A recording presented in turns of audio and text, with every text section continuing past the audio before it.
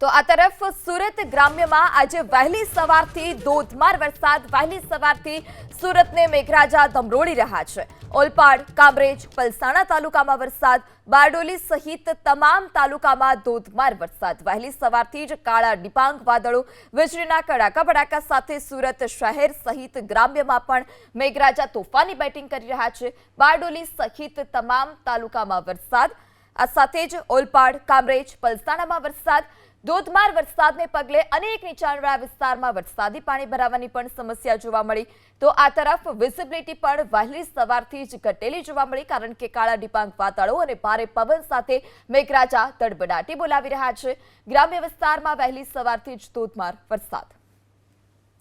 તો ઓલપાડ, કામરેજ, પલસાણામાં વરસાદ, આ સહિત બારડોલી સહિત તમામ તાલુકામાં ધોધમાર વરસાદ, ખેતી પાકને ચોક્કસપણે ફાયદો થયો।